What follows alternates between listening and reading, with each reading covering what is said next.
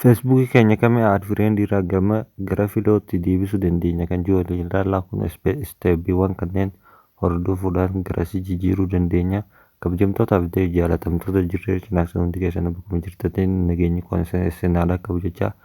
Har'a barnoota feesbuukii aad fireendi irraa gara filootti akkamii jijjiirraa, filoo walii deebisuu fi filoo walii godhuu fi warri chaanal kanaaf haaraa taatanis laayikii fi sabskiraayib gochuu hin dagatinaa.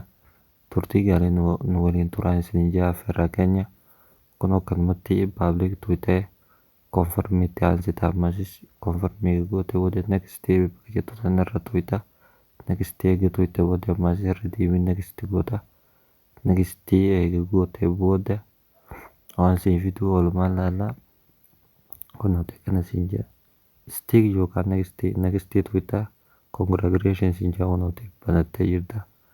Kunuuti amma maallaqa hojjechuu ni danda'a istaarayyuu na ergan fudhachuu ni danda'a jechuudha. Kunuuti akkuma agartan kanatti naa banaadha hundinuu amma duwwaarra jira. Kunuuti akkuma agartan kana waa hunda akkana sirreeffachuu dandeessan. Warra chaanala kanaaf haaraa taatanii ammaan dura sabskiraaybii fi laayikiin godhin amma gochuu hin dagatinaa. Galatoomaa hanga barnoota kana fakkaatu qabannee walii dachaa nagaan naa tura.